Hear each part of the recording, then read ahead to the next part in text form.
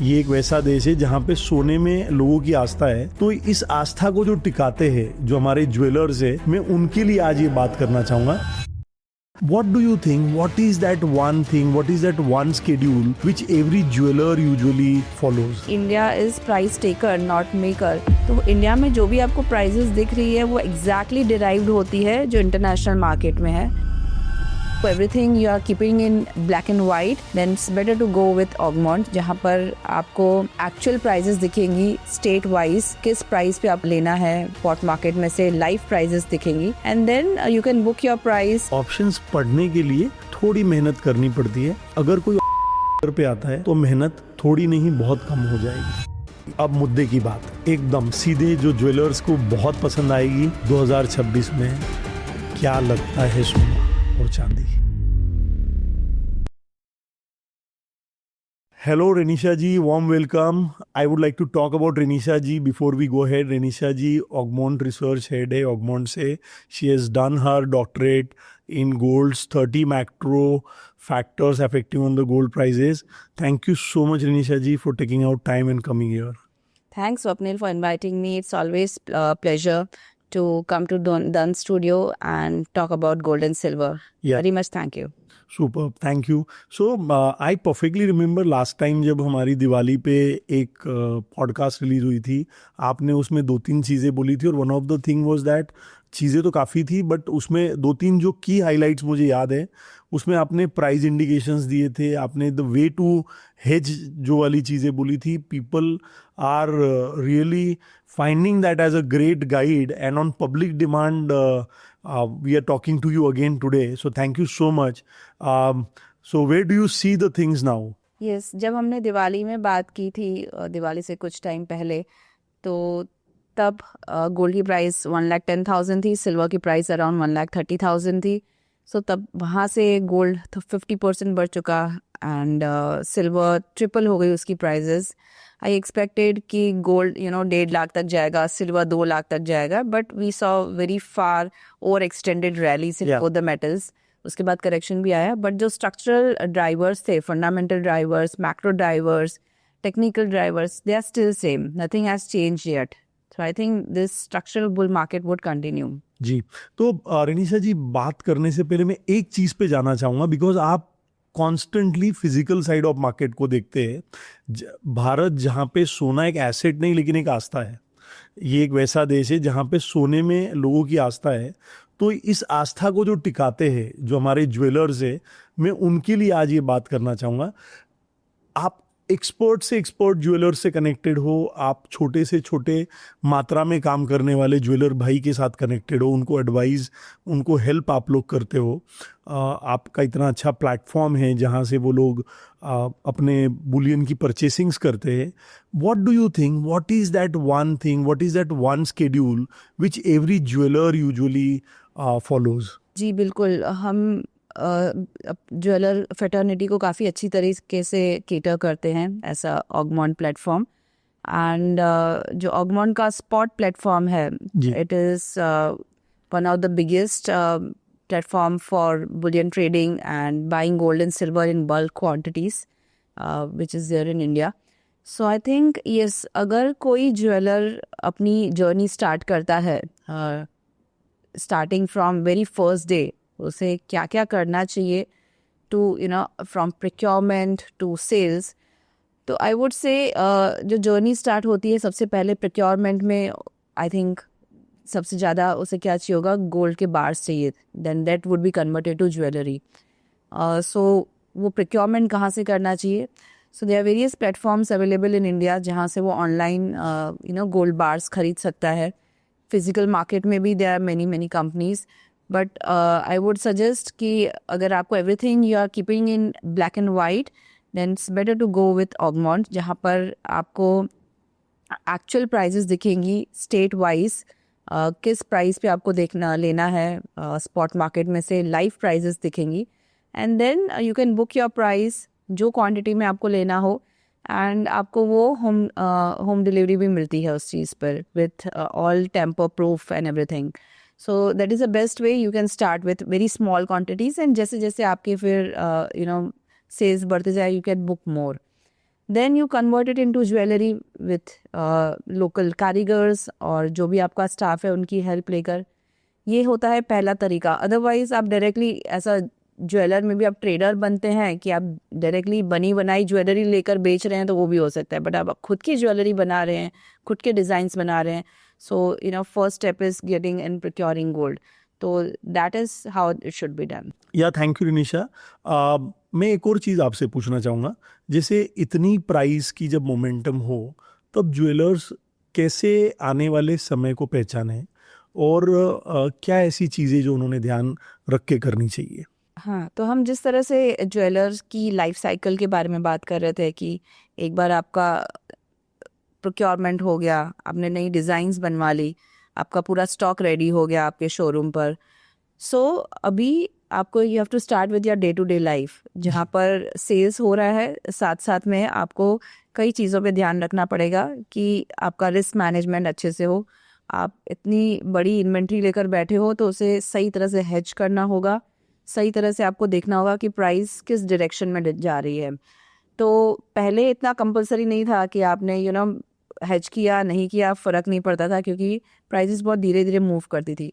But in last 5 years we have seen बहुत बड़ी rallies आई है, बहुत बड़े सेल ऑफ्स भी आए हैं। सो एक ये एक तरह का शेड्यूल, एक तरह का टाइम टेबल बन जाता है कि आपको देखना पड़ेगा मार्केट में क्या हो रहा है, क्या क्या चीज़ें आ रही है। So to see that you should always look at कि इंटरनेशनल प्राइजेस क्या है। सबसे पहले इंडिया में जो प्राइजेस डिराइव होती है, we are not the price makers, we are the price takers. Price takers from Comex या फिर लंदन मार्केट। तो इंटरनेशनल क्या प्राइस चल रही है वो देखना पड़ता है। एंड इंटरनेशनल प्राइजेस कैसे डिराइव होती है, सबसे ज़्यादा वो उसको इम्पैक्ट करता है कि यूएस के मैक्रो इकोनॉमिक नंबर्स क्या हैं, वो चीज़ इम्पैक्ट करती है। And because gold is price in dollars, तो डॉलर की वैल्यू क्या है, डॉलर इंडेक्स की क्या वैल्यू है, वो बहुत इम्पैक्ट करता है। सो यूएस इकनॉमी बहुत ज़्यादा इम्पैक्ट करती है गोल्ड एंड सिल्वर की प्राइजेस को। भले ही वो सबसे बड़े प्रोड्यूसर एंड कंज्यूमर नहीं है, that is China, but yes US dollar is very important, US के economic datas are very important. And yes आपको फिर ये देखना होता है कि कोरिलेशन जो है यूएस डॉलर का एंड गोल्ड सिल्वर का वो नेगेटिव है। तो अगर डॉलर इंडेक्स बढ़ेगा तो गोल्ड सिल्वर नीचे आएगा शॉर्ट टर्म में, अगर वाइसा वर्सा। एंड आपको फिर कंज्यूमिंग कंट्रीज़ जो है सबसे बड़ी, जैसे इंडिया और China, they constitute around 50% of global gold demand, similarly for silver too. तो जो कंज्यूमिंग कंट्रीज़ है उनकी सिचुएशन कैसी है, अगर वो अच्छे तरीके से परफॉर्म नहीं कर रही है, अच्छा ग्रो नहीं कर रही है, तो डिमांड ही नहीं आएगी। तो whether they are in good shape और not, that you have to see. तो येस, बेसिक जो कमोडिटीज़ के फंडामेंटल्स होते हैं, डिमांड एंड सप्लाई, ये चीज़ें देखना बहुत ज़रूरी है। Demand from consuming countries, supplying from जो सप्लाइंग कंट्रीज़ है, producing countries, and macro economic numbers of US and US dollar, ये सब क्या चल रहा है, ये थोड़ा बहुत ध्यान देना पड़ता है। जी, तो जैसे आपने कहा कि इंटरनेशनल मार्केट को ट्रैक करना बहुत ज़रूरी है, लेकिन मैं एक चीज़ देखता हूँ यूजुअली कि जो पुरानी पीढ़ियाँ है, जो पुराने ज्वेलर्स की पीढ़ियाँ है, वो अपने आप को किसी भी एक्सचेंज से या इंटरनेशनल मार्केट से दूर रखना पसंद करते हैं, क्योंकि वो इसे एक सट्टे का स्वरूप मानते हैं। तो आप इस पे क्या कहना चाहेगी? जैसे मैंने बताया कि India is price taker not maker, तो इंडिया में जो भी आपको प्राइजेस दिख रही है वो एग्जैक्टली डिराइव्ड होती है जो इंटरनेशनल मार्केट में है।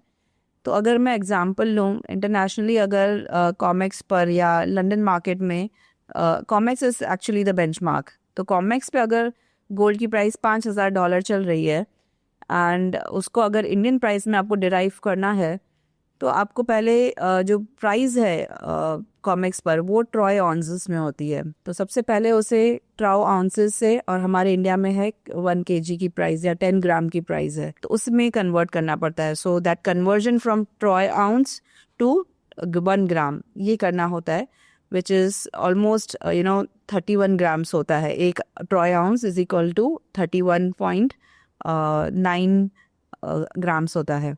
तो वो पहले कन्वर्जन करना होता है and then you convert it. आपने एक बार ये कन्वर्ट कर दिया, उसके बाद आपको उसमें एक्सचेंज रेट का मल्टीप्लिकेशन करना होता है। जो अगर सपोज USD INR अभी 90 पे चल रहा है, then you multiply that number with 90, तो आपको मिल जाता है कि अभी करंट प्राइजेस क्या है अगर आप लेंगे। बट अभी उसमें आप कॉमेक्स से यहाँ पर लाएंगे तो आपको उसमें कई चार्जेस लगेंगे, CIF चार्जेस लगेंगे, ब्रोकिंग चार्जेस लगेंगे, वो चीज़ें ऐड होती है।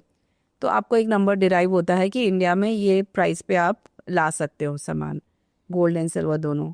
वो आपके पास नंबर मिल गया, अब फिर उसमें आपको इम्पोर्ट ड्यूटीज़ ऐड करनी पड़ेगी। सो अभी करंट जो इम्पोर्ट ड्यूटीज़ है गोल्ड एंड सिल्वर पे वो है 6%, so you have to add that. तब जाके हमारा नंबर डिराइव होता है which is similar to the MCX price, but exactly not similar, because जो स्पॉट प्राइजेस में आपको रेट मिलता है और जो MCX पे रेट होता है दे आर स्टिल डिफरेंट, क्योंकि इंडिया में जो डिमांड सप्लाई है उस पर प्रीमियम्स एंड डिस्काउंट डिसाइड होते हैं। तो आपको ऐसा हो सकता है कि 2-3 हज़ार रुपये स्पॉट प्राइजेस से ज़्यादा प्रीमियम मिल रहा हो या डिस्काउंट मिल रहा हो MCX पे। तो ये डेरिवेशन करना, इसकी एक एक्सेल शीट बना के रखना इज़ इम्पॉर्टेंट कि क्या हम कितने डिस्काउंट पे चल रहे हैं, कितने प्रीमियम पे चल रहे हैं। जी। लोग कहते हैं कि ये सट्टा है, मेरा सवाल आपसे ये था। तो ज्वेलर भाई यूजुअली ये मानते हैं कि हमें इन मार्केट की दामों से कोई लेना देना नहीं है, हमारी अपनी एक इन्वेंट्री है, हमने माल बेचा है तो हमें उतना माल खरीदना है, हमें बाजारों में हेजिंग नहीं करनी चाहिए। क्या ये सही स्ट्रैटेजी या गलत स्ट्रैटेजी है? नो, आई वुड से कि अभी इन लास्ट 5 years जिस तरह से वॉलेटिलिटी है, this is not the good strategy, because अगर आप हेज नहीं करेंगे तो बड़े प्राइस स्विंग्स आपके काफ़ी लॉसेस दिला सकते हैं। जैसे हमने फरवरी की स्टार्टिंग में देखा था कि सिल्वर की प्राइसेस एक दिन में 40% गिरी थी, 1 या 2 दिनों में। तो जो लोग हेज नहीं थे, एक ही दिन में उनकी इन्वेंट्री आप देखेंगे सीधा 40% लॉस पे आ गई, तो बुक्स में वो दिखता है। सो इट्स ऑलवेज बेटर कि आप अपनी पोजीशंस को हेज रखें। This is not speculation. आपको ओवरऑल जो दुनिया में हो रहा है, जो सब लोग कर रहे हैं, you have to go with that game, and जो ट्रेंड चल रहा है you have to make it your friend. आप अपने हिसाब से यू कैन बिकम कि एक कुएं का मेंढक नहीं बन के रह सकते हैं कि सिर्फ आप अपना देखेंगे। ओवरऑल क्योंकि मैक्रो इकोनॉमिक नंबर्स पूरी दुनिया में क्या हो रहा है वो गोल्ड को इम्पैक्ट कर रहा है, ना सिर्फ इंडिया में क्या हो रहा है। So it's a global commodity, it's a financial asset, central banks are buying it, so many factors are affecting it. तो आपकी पोजीशंस को हेज करना बहुत ज़रूरी है। पर मैं इस पे एक सवाल आपसे और पूछना चाहूँगा। मैं रिसेंटली कर्नाटका में था और मैंने अपने सेशन के दौरान हेजिंग पे बात करी थी। उस पे मुझे एक सवाल पूछा गया था और मैं उसी को थोड़ा ड्राफ्ट करके या चेंज करके थोड़ा बोलूँगा। उनका ये कहना था, अगर इंक्रीजिंग प्राइस में हम हेज्ड होते तो आज जो हमारी वैल्यूएशन है वो नहीं होती। इस बारे में क्या कहेगी आप? यस, जो गोल्ड में बाय एंड होल्ड स्ट्रैटेजी जिसने रखी है, हेज नहीं किया है, तो यस उनको जो उनकी स्ट्रैटेजी ने जो उनको गेन्स दिए हैं वो शायद इतने ना हो जितना वन साइडेड रैली में मिले हैं। तो yes this is true, but जिस तरह से वन साइडेड गेन्स आए हैं उस तरह से काफ़ी वॉल्टिलिटी भी काफ़ी रही है प्राइजेस में। हमने काफ़ी प्राइस स्विंग्स भी देखे हैं। जैसे रिसेंटली भी हमने देखा गोल्ड की प्राइजेस 25% एक दिन में गिर चुकी थी। तो जो ये 25% गिरती है जिस दिन या उसके बाद, तो जो स्ट्रैटेजी बनाने का टाइम होता है वो तब होता है जब हम देखते हैं बड़ी मूवमेंट आ गई। उसके बाद अगर आपने उस टाइम पे बाय नहीं किया होता, उसके बाद आप खड़े रहते हैं कि मैं कुछ नहीं करूँगा, कुछ नहीं करूँगा, तो आपको आज भी बहुत लॉसेस होते। तो जो डिप्स पकड़ना, टॉप पे अपना बुक कर लेना, सो दैट इज़ इम्पॉर्टेंट। वो समझ आनी चाहिए इस मार्केट में, तो आपके गेन्स और ज़्यादा अच्छे बनते हैं। तो इसकी शुरुआत कैसे होनी चाहिए? देखिए, मैं जनरली लोगों को देखता हूँ, hedging is like a health, it is as important as the health is, but everybody talks about health, nobody cares for it. Very few, माफ़ी चाहूँगा, वेरी फ्यू है जो करते हैं। सेम मैं हेजिंग के दौरान देखता हूँ कि बहुत लोग बातें करते हैं, लेकिन हेजिंग करते करते स्पेकुलेशन की राह पे निकल पड़ते, या तो करते ही नहीं है। तो इसकी शुरुआत कहाँ से होनी चाहिए? जी, मैंने भी देखा है कि कई ज्वेलर्स हेजिंग के नाम पर स्पेकुलेटर्स, ट्रेडर्स बन जाते हैं, जो 2 दिन में, 1 हफ्ते में अपनी पोजीशंस को स्क्वायर ऑफ कर देते हैं। बट आई थिंक ये सब करने से बेटर है कि आप अच्छे से हेज करें। सो उसमें आप स्टार्ट कर सकते हैं सबसे पहले ये समझना कि एक्सचेंजेस पे क्या क्या प्रोडक्ट्स अवेलेबल हैं। जैसे MCX है तो उस पर आपको पता होगा, तो या फिर मैं बताना चाहूँगी कि there are 4 gold products. One is gold जो 1 kg का कॉन्ट्रैक्ट है. Then we have gold mini जो 100 ग्राम्स का प्रोडक्ट है. देन वी हैव गोल्ड 10 जो 10 ग्राम्स का प्रोडक्ट है. And then we have gold petal जो 1 ग्राम का है. सो जैसे मैंने बताया 4 कॉन्ट्रैक्ट्स होते हैं. जो ज्वेलर्स सबसे ज़्यादा यूज़ करते हैं वो है गोल्ड का बड़ा वाला कॉन्ट्रैक्ट, बिकॉज वो 1 kg का कॉन्ट्रैक्ट है. तो मिनिमम है जो भी कोई ज्वेलर करेगा वो 1 किलो से 10 किलो के आसपास तो मिनिमम रहता है. एंड उसमें भी किस तरह से होता है कि आपकी इन्वेंट्री अगर 10 kgs है तो आपको पूरा का पूरा हेज करने की ज़रूरत नहीं है. वॉलेटिलिटी देखनी होती है मार्केट में. प्राइस मूवमेंट्स बहुत ज़्यादा है तो आपको बहुत ज़्यादा हेज नहीं करना चाहिए. You have to wait for stability. जब स्टेबल प्राइजेस हैं that time you can hedge more. तो जनरल जो रेशियो ज्वेलर्स मेंटेन करते हैं अपनी इन्वेंट्री को हेज करने के लिए, it is something between 40% to 70%. Full 100% hedge कोई नहीं करता, because that doesn't gives you much gains. तो 40% से 70% के बीच में आप रहिए. जब बहुत ज़्यादा प्राइस मूवमेंट है तो 40% हेज रहिए. एंड जब स्टेबिलिटी आ जाती है तब try to increase it gradually to 70%. जी, तो इसकी शुरुआत कैसे करें? जैसे आपने बोला कि अलग अलग सिचुएशन से अलग अलग सिचुएशंस में परसेंटेज को वैरी करना चाहिए. कभी 40 होना चाहिए, अब टू 70 जा सकते हैं लोग और हेज कर सकते हैं. तो यूजुअली ज्वेलर भाई जो होते हैं वो लॉन्ग साइड होते हैं, बिकॉज उनके पास अपनी एक इन्वेंट्री होती है. और एक आपने जैसे कि एडवाइस एक आपने बोला कि यूजुअली हिस्टोरिकली लोगों ने इस तरह से हेज किया 40 to 70%. तो इसकी बिगिनिंग कहाँ से हो, इसकी शुरुआत कैसे की जा सकती है? जी, आई वुड से कि जैसे मैंने MCX के कॉन्ट्रैक्ट्स के बारे में बताया आपको. तो as jewellers are always long because उनके पास इतनी इन्वेंट्री है. तो हमको उसकी अपोजिट पोजीशन बनानी पड़ती है मार्केट में. हेज मतलब उसकी अपोजिट पोजीशन बनाना, ताला लगाना जिसे कहते हैं, बिल्कुल लॉक लगाना उस प्राइस पे. लॉक लगा रहे हैं आप कि आप फिक्स कर रहे हैं कि ये प्राइस के ऊपर ना मुझे प्रॉफिट हो ना लॉस हो. तो सबसे पहली चीज़ क्या की जा सकती है कि आप फ्यूचर्स मार्केट में हेज कर सकते हैं. तो अगर आज प्राइस 1,60,000 है एंड आपकी जो इन्वेंट्री है उसका अगर आप सोच रहे हैं 50% मुझे लॉक कर देना है, तो आप फ्यूचर्स मार्केट में 1,60,000 पर सेल की पोजीशन बना दीजिए. तो आपकी जो इन्वेंट्री है वो लॉक हो गई कि ये प्राइस पे आपने सब जो है 50% बेच दिया है. That is a one strategy you can sell on futures market. Second strategy आप कर सकते हैं ऑप्शंस में, जहाँ पे आप कॉल्स एंड पुट्स यूज़ कर सकते हैं. सो कॉल का मतलब होता है यू आर बुलिश, प्राइजेस बढ़ेगी तो you have a right to buy but not the obligation. तो आप कोई भी एक स्ट्राइक प्राइस होती है, जैसे 1,60,000 है तो एक 1,60,000, 1,55,000, 1,65,000 इस तरह की हर हज़ार पॉइंट पे स्ट्राइक प्राइजेस होती है गोल्ड की फॉर एग्जांपल. तो आप एक प्राइस पे फिक्स कर देते हैं कि आप सेल के बदले जैसे आप एक पुट ले लेते हैं. पुट का मतलब होता है कि आपको लगता है प्राइजेस इसके ऊपर नहीं जानी चाहिए, तो आप एक पुट बाय कर लीजिए 1,60,000 पे. तो यू आर हेज्ड कि इसके ऊपर प्राइजेस जाएगी तो आपके लिए you know you are giving the premium and you are earning money. Right. या ओके, सो फ्यूचर्स में कर सकते हैं और ऑप्शंस में कर सकते हैं जैसे कि आपने बोला. मैं एक चीज़ इसमें समझना चाहूँगा. जब हम हेज कर रहे होते, यूजुअली जब हम हेज करते तो MCX पर मल्टीपल कॉन्ट्रैक्ट्स अवेलेबल होंगे. तो किस करंट मंथ में हेज करना ज़्यादा बेहतर स्ट्रैटेजी है या अगले महीनों में हेज करना ज़्यादा अच्छी स्ट्रैटेजी होती है? यस, सो MCX पर अगर गोल्ड की बात करें तो हमारे पास पूरे साल में 6 कॉन्ट्रैक्ट्स होते हैं हर ऑल्टरनेट मंथ पर. जी.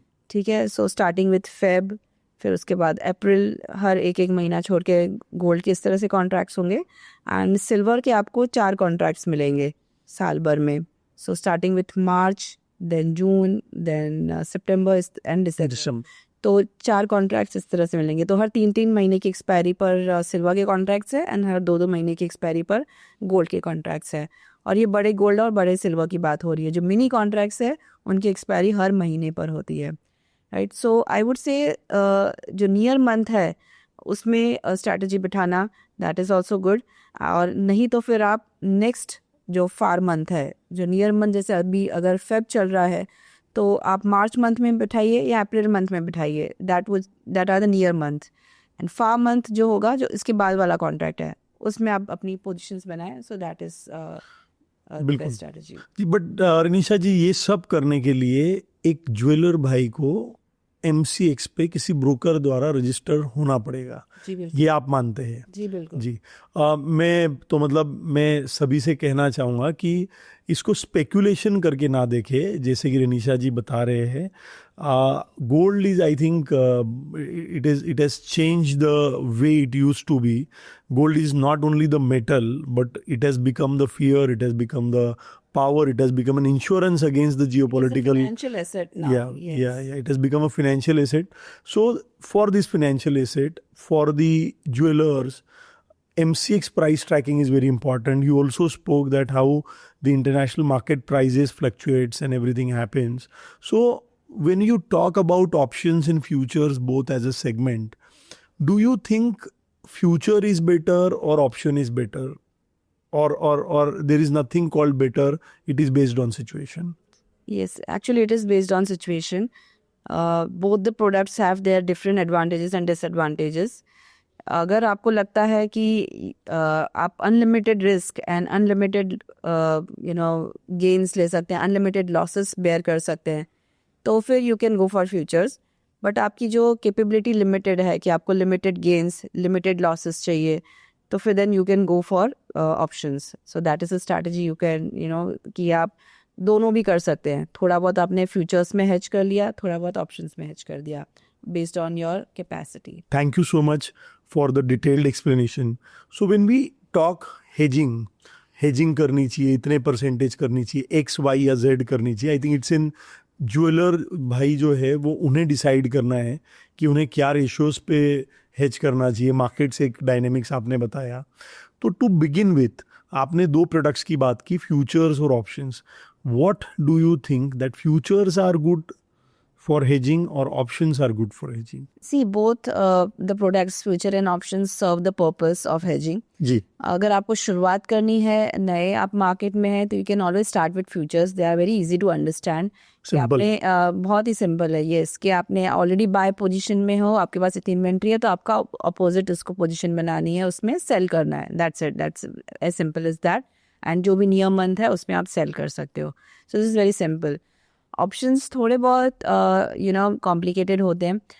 वंस यू आर थ्रू, आप 1-2 साल इस मार्केट में रह चुके हैं, फिर आपको धीरे धीरे अपनी स्ट्रैटेजीज चेंज करनी चाहिए, ऑप्शंस में आना चाहिए, एंड धीरे धीरे समझना चाहिए कि कैसे प्राइसिंग बैठ रही है. बिकॉज आई सेड कि अलग अलग स्ट्राइक प्राइजेस होती है, तो आप उसका मैक्सिमम यूटिलाइजेशन कर सकते हैं. कई सारी स्ट्रैटेजीज बना सकते हैं कि आपको जो हर तरह से गेन हो. अगर प्राइसेस बढ़ रही है तो भी गेन हो, नीचे आ रही है तो भी गेन हो, अगर वॉलेटिलिटी है तो भी गेन हो, और अगर साइडवेज मार्केट है तो भी गेन है. तो हर तरह के मार्केट में अगर आपको गेन्स चाहिए, तो फिर ऑप्शंस में ये चीज़ें पॉसिबल है. सो आप कह रहे हैं कि जब फ्यूचर्स में करेंगे तो बड़ा वैनिला है, अपोजिट साइड पे जाना है, और एक ज्वेलर जो है उन्हें तो हमेशा, क्योंकि वो ऑलवेज लॉन्ग साइड पे ही होंगे, तो उन्हें सेलिंग साइड में जाना होगा. और आपने कहा कि ऑप्शंस के लिए थोड़ा मास्टर मतलब होना चाहिए एक ट्रेडर को, एक ज्वेलर को, जब वो काम करते हैं.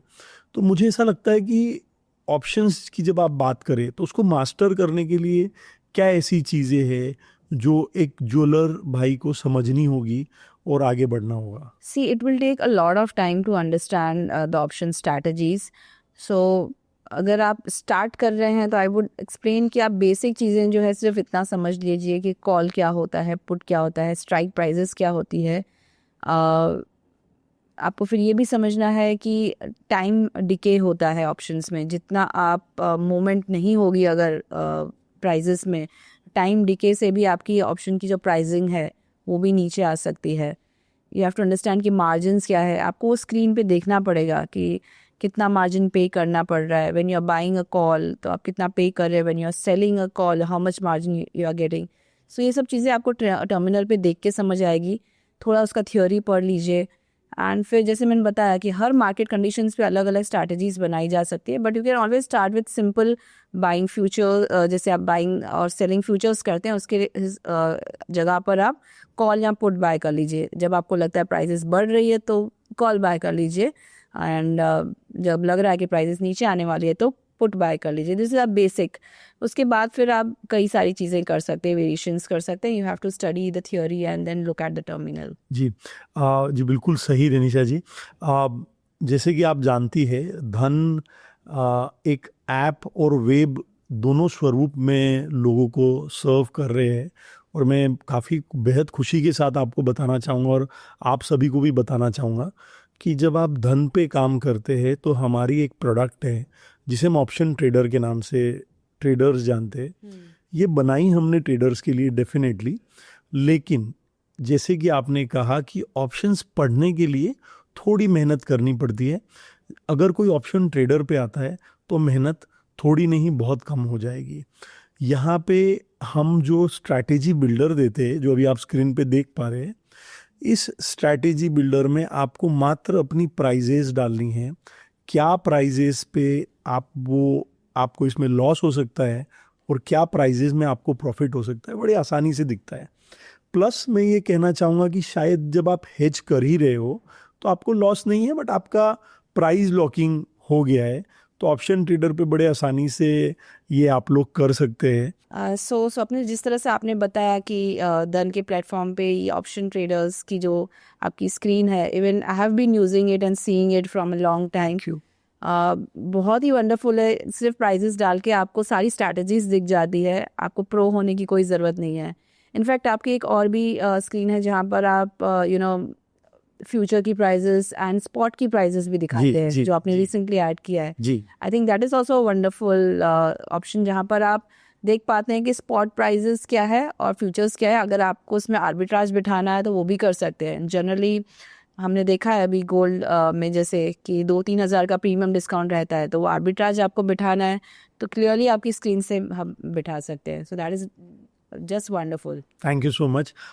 Yeah, we have started that feature and we are one of those rare platforms जहाँ पे आपको गोल्ड स्पॉट की प्राइजेज जो MCX रिलीज करते हैं दोनों टाइम वो दिखेगी, और उसके सामने फ्यूचर्स में जो प्रीमियम और डिस्काउंट है वो दिखेगा।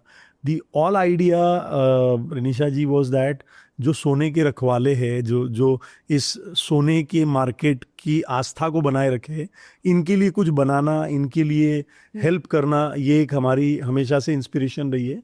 And I must say that we also facilitate delivery platform for the gold through MCX, and very easily deliveries can be taken in any denomination from Dhan. Actually that is very important for jewelers, क्योंकि अगर वो positions hedge कर रहे हैं तो उन्हें सिर्फ cash out नहीं करना है, they have to take the delivery. जी बिल्कुल। मैं अगर आप अलाउ करें तो मैं 2 मिनट के लिए थोड़ा डिटेल बताना चाहूँगा कि कितने बढ़िया तरीके से लोगों ने भी काम किया था रिसेंट टाइम्स में। जैसे कि आप तो एक्सपर्ट है कमोडिटीज साइड में, PhD होल्डर है, तो काफ़ी लोगों को जब ये बड़े स्प्रेड्स दिखाई दे रहे थे फिज़िकल बाज़ारों में और वायदे में जो अंतर था, तो काफ़ी लोगों ने फिज़िकल बाज़ारों में अपनी डिलीवरी बेची है और MCX पे ख़रीद के उसको होम डिलीवर करवाया है। और धन इसमें सारी फैसिलिटीज़ बड़े आसानी से डिजिटलाइज्ड वे में देता है, तो इन सारी फैसिलिटीज़ का पूरा इस्तेमाल हुआ है। और कुछ ज्वेलर्स तो ऐसे भी है जो कंसिस्टेंटली अपने इस फीचर को ट्रैक करते हैं, एक ही चीज़ देख रहे होते, वो प्राइजेज नहीं देख रहे होते, वो सिर्फ प्रीमियम और डिस्काउंट वाली जो फीचर हमने ऐड की है उनका पूरा अटेंशन वहीं पे होता है। जब उन्हें लगता है कि मेरी इन्वेंट्री में सरप्लस है और मुझे प्राइजेज लॉक करने का या इनकैश करने का अपॉर्चुनिटी है, वो डेफिनेटली या तो हमारे प्लेटफॉर्म पे आकर के बेचकर बेनिफिट लेते हैं या तो यहाँ खरीद कर बेनिफिट लेते हैं। और मैं यही चाहूँगा कि हमारे ज्वेलर्स भाई जो है वो इस फीचर का बहुत उपयोग करें और आगे बढ़े। Yeah, that's what even I like that feature कि इट्स अ वंडरफुल फीचर जहाँ पे आपको सिर्फ प्रीमियम डिस्काउंट नहीं मिलता है, but actually you can compare it कि अगर मिनी कॉन्ट्रैक्ट में आप अपना आर्बिट्राज बिठा रहे हैं या बड़े कॉन्ट्रैक्ट में बिठा रहे हैं तो आपको सबसे ज़्यादा फ़ायदा कहाँ पर होगा। एंड फिर अगर आपको उसकी डिलीवरी लेनी है तो that is also very comfortably can be done. So yes, that's a wonderful feature. Yeah, thank you so much for that recognition about the platform. When the experts like you say that Dhan is the best platform to see the prices, execute the trades. It is really pleasure. I have couple of more questions for you, which are very interesting for all our users and audience. We would like to hear out. आपने जैसे gold के बारे में पूरी journey बताई हमें, silver के बारे में आपका क्या सोचना है? जब एक ज्वेलर सिल्वर में काम कर रहे हो, क्या सेम स्ट्रैटेजी होनी चाहिए उनकी जैसे आपने बताई? यस, वेरी गुड क्वेश्चन, क्योंकि सिल्वर में सेम स्ट्रैटेजीज चलती है. You have to start with buy procuring it, then hedging it, and then looking at the daily fundamentals, price action, सब कुछ वही रहता है. बट सिर्फ आपका ये है कि आपका जो स्टॉक है वो ज्वेलरी फॉर्म में नहीं होगा सिल्वर में. It would be in the form of other products, utensils होंगे आपके पास, कुछ और होगा आपके. अगर आप सिल्वर में सिर्फ केटर कर रहे हैं तो आपका सिल्वरवेयर की इन्वेंट्री जो है वो बहुत बड़ी क्वांटिटी में होगी. सो जैसे गोल्ड में हम कहते हैं कि ज्वेलर के पास सपोज 100 kgs का गोल्ड है, तो सिल्वर में it would be 1 ton, 1000 kgs, 1 ton also. So yes, उसमें आपको ज़्यादा अमाउंट में हेजिंग करनी पड़ेगी, but the ratio should be same, 40% to 70%. And जैसे मैंने बताया, फंडामेंटल फैक्टर्स वही रहते हैं. Dollar index you have to track, US की इकोनॉमी में क्या हो रहा है वो देखना है. एंड चाइना में सबसे बड़ा वो कंज्यूमर एंड प्रोड्यूसर है, तो उसके थोड़ा बहुत इकोनॉमी को देखना वो इम्पॉर्टेंट रहता है सिल्वर में. बाकी सारी चीज़ें सेम रहती है. जी बिल्कुल. रनीशा जी, अब मुद्दे की बात एकदम सीधे जो ज्वेलर्स को बहुत पसंद आएगी. 2026 में क्या लगता है सोना और चांदी? Yes, very good question, actually $1 million question, जो मुझसे अभी काफ़ी लोग पूछते हैं कि इतनी रैली आ गई, इतना सेल ऑफ आ गया, so have you seen the top और नॉट? क्या प्राइजेस फिर से ये टॉप को टच करेंगे कि नहीं? तो आई थिंक इस पर बहुत बड़ा डिस्कशन किया जा सकता है, बट अगर मैं शॉर्ट में बताऊँ आपको तो मुझे लगता है कि ये एक स्ट्रक्चरल बुल मार्केट है. जो कमोडिटीज़ में जो बुल मार्केट रहता है, it is generally for 8 to 10 years. तो हम वो फेज़ में हैं, 8 से 10 साल वाले लंबे बुल मार्केट के फेज़ में हैं. ये साइक्लिकल ट्रेंड नहीं है, 6 महीने प्राइसेस बढ़ी, 6 महीने में फिर नीचे आ जाएगी एंड अगेन स्टैग्नेंट, ऐसा नहीं रहेगा. सो हम स्ट्रक्चरल बुल मार्केट में जो 2020 से स्टार्ट हुआ है. एंड जब भी स्ट्रक्चरल बुल मार्केट होता है तब प्राइजेस 20 गुना 30 गुना बढ़ती है. तो अगर हम 2020 से देखें तो अभी गोल्ड की प्राइस इन लास्ट 5-6 सालों में लगभग 4 गुना बढ़ी है, $1500 से $6000, मीन $5600. सिल्वर की प्राइस तब $12 थी, वो बढ़ के $120 आ गई, तो 10 गुना बढ़ी है. तो अभी भी यहाँ पे काफ़ी जगह है कि प्राइजेस यहाँ से बढ़ सकती है. We should not be worried कि ओवर बॉट हो चुकी है, ओवर एक्सटेंडेड रैली हो चुकी है. जो भी था वो सब फिज आउट हो चुका है. स्पेकुलेटर्स मार्केट में से बाहर निकल चुके हैं. ओवर बॉट से ओवर सोल्ड कंडीशन में हम आ चुके थे. अब ग्रेजुअली प्राइजेस फिर से धीरे धीरे बढ़ रही है. तो I think yes, we haven't seen the top yet. अभी भी यहाँ से न्यू टॉप्स बनेंगे 2026 में. Wow. मुझे लगता है previous tops would be breached and this bull run would continue. In both the commodities? Yes, in both the commodities. I think silver could go up to almost $150 this year, and gold could even touch $6,000 this year. और मेरा view जो है वो है next 3 सालों तक मैं अभी भी काफ़ी बुलिश हूँ दोनों कमोडिटीज़ पर. जब तक ट्रम्प है पावर में तब तक वॉल्टिलिटी, अनसर्टेनिटी मार्केट में रहेगी. नेक्स्ट 3 सालों तक वो कुछ ना कुछ करते रहेंगे. प्राइजेस को अनसर्टेनिटी, सेफ हेवन डिमांड लाता रहेगा. और आई थिंक नेक्स्ट 3 सालों में गोल्ड की प्राइजेस यहाँ से डबल भी हो सकती है एंड सिल्वर की प्राइजेस यहाँ से डबल ट्रिपल भी हो सकती है. You never know. वाह. सो 2026 में INR में कहाँ देखती है आप गोल्ड और सिल्वर को?